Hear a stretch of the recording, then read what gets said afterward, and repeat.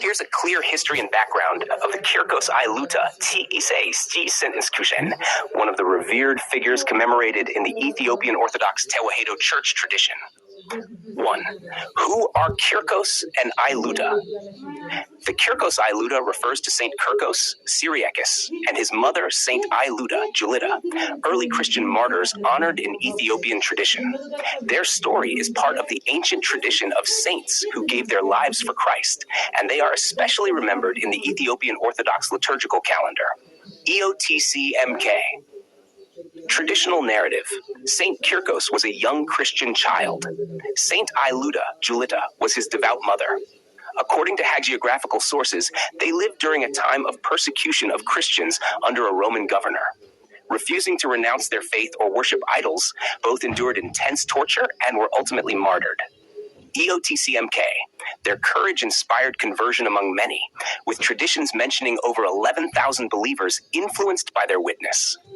Eritrean Orthodox Diocese USA and Canada church traditions like the Gadol, Lives of the Saints, recount their bravery and steadfast faith, and these texts are still used in liturgical readings. Internet Archive. 2. Why are they important to the Ethiopian Church? The Ethiopian Orthodox Tewahedo Church places strong emphasis on the lives of saints and martyrs.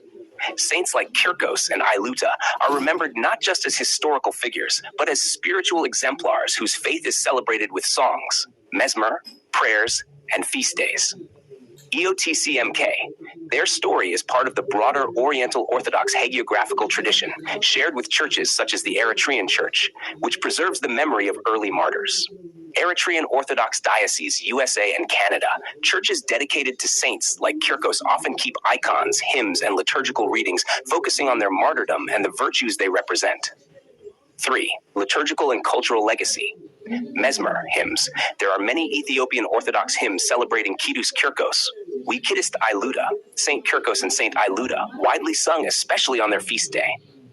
Nogomi, church dedications. In communities across Ethiopia, including in Addis Ababa's Kirkos area, churches bear their names and keep their memory alive through annual commemorations and local traditions. The story is part of the larger tradition of Gadol, saints' lives, which shapes Ethiopian Orthodox spirituality and church art. Internet Archive. #4. Broader context. Ethiopian Orthodox Tewahedo Church. To understand their place in history, it's helpful to know about the tradition they belong to. The Ethiopian Orthodox Tewahedo Church is one of the oldest Christian traditions in the world, tracing its roots back to the early centuries of Christianity and the Kingdom of Aksum, 4th century AD. Wikipedia.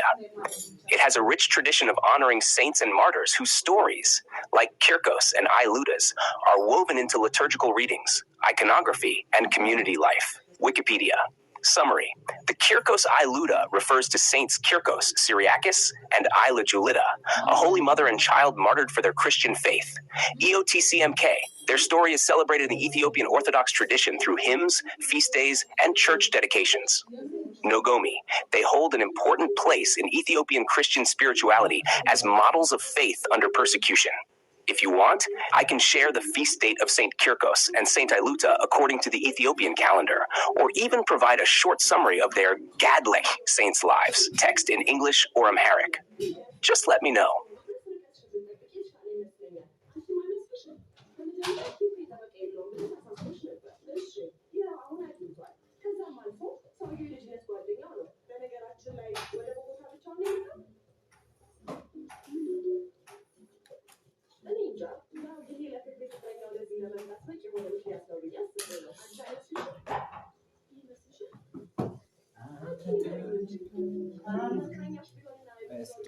Good.